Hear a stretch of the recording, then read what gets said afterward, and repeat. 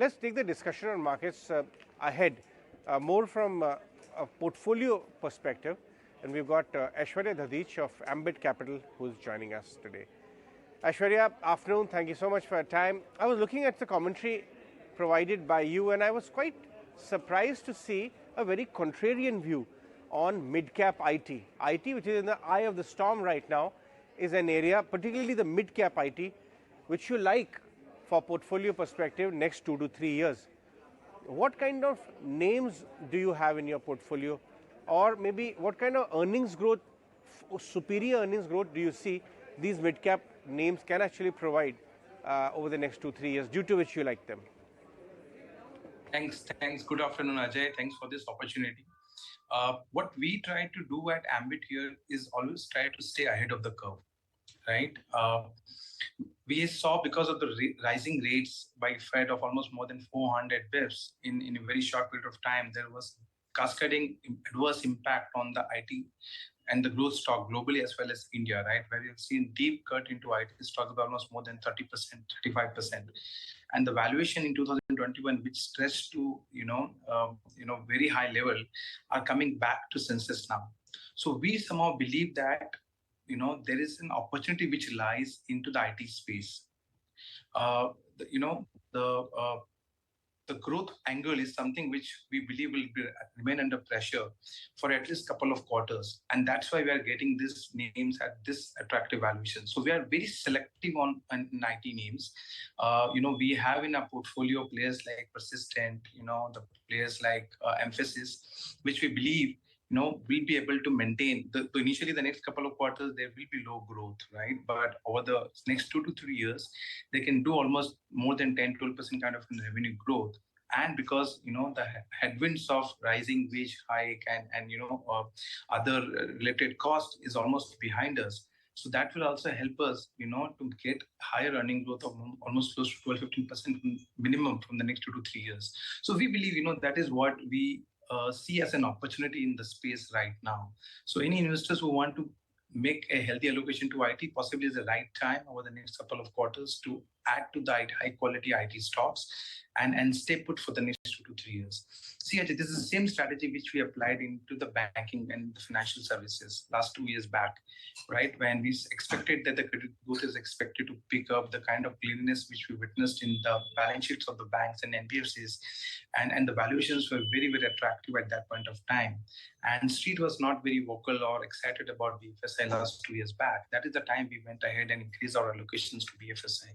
This is similarly what we expect for IT stocks. And we should not forget, Ajay, that possibly we are at the fag end of the interest rate hike cycle, right? Possibly by mid of 2023, calendar 23, we will have a better clarity about picking about the interest rate. And possibly there will be time when, we will see a pause in further hikes because inflation is expected to moderate from the second half of calendar 2023. So that could also be the time when we'll see a reversal in the valuations of technology stocks, whether it is NASDAQ or even in the Indian IT stock. So in short, possibly a couple of quarters of pain, but if you have a 2 to 3 years time frame, that could be a good opportunity to get into IT names from that perspective. Sure. Aishwarya, I also see a lot of mid-tier financiers in your portfolio, especially the low-cost targeting kind of financiers. How's the growth there? What kind of cost of capital are these financiers facing?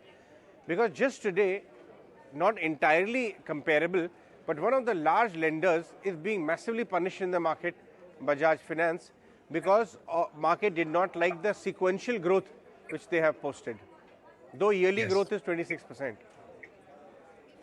Yeah, so that's correct. We believe that majority of the investors are riding on very high hopes in the BFSI space, and in any disappointment in numbers are punished heavily because of the recent valuation stretch up that has happened into the large cap banks and large NBFCs. But if you look at from mid-size and small size, we haven't seen much of a re-rating which has happened so far. Because if you look at the kind of credit growth which is happening, even the large players are getting mid-teens kind of a growth, which majority of the other small cap players or mid-cap players are showing us.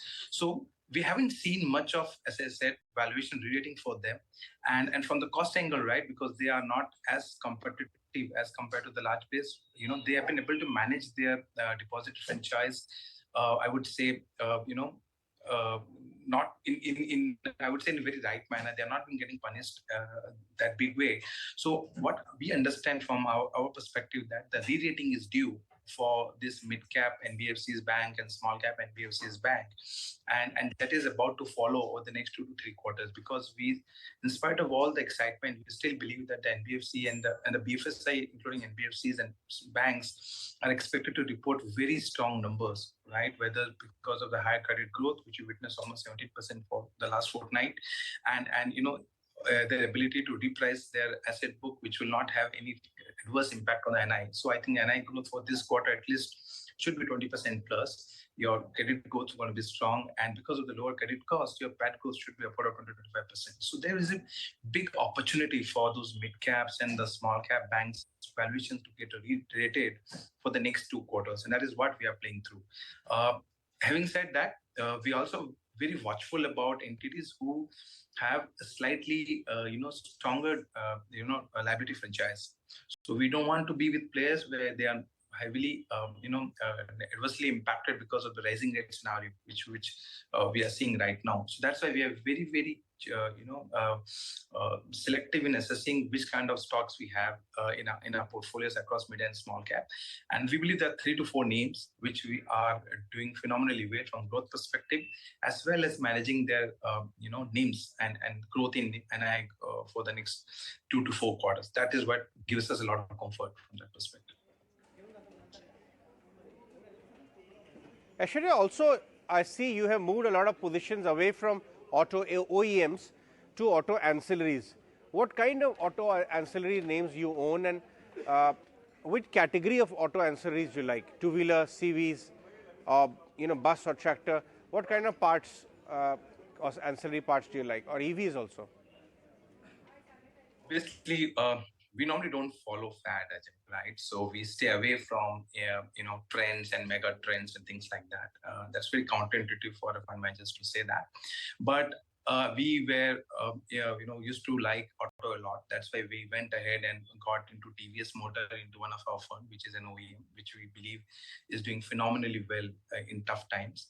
And for our small cap fund, we got into players like Sundaram Fasteners, we got into players like Suprajit Engineering, which we believe are pretty diversified, which are a play on growth in two-wheelers and PV. We are not very inclined toward CV as an entity, because that is more related to economic growth and all. But we are more comfortable from PV and two-wheeler side, and that is why we are playing through this. We also understand that normally your auto ancillary does well with a lag of 2 to 4 quarters after the movement or traction we see in OEMs.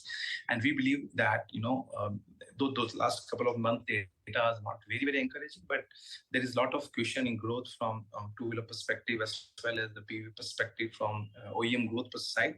And I believe that will start have a positive rub-off impact on the auto intelligence side over the next 2 to 4 quarters. That's why we are holding on to those names. Second is we always try to stay with leaders in the respective fields. So Sai Sundaram is the leading player in the fastener space. Suprajit is doing phenomenal job into the niche area which he is operating into. That gives them the pricing power and ability to manage margin in tough time. So these are the kind of players which we are holding into our funds in the auto inc side.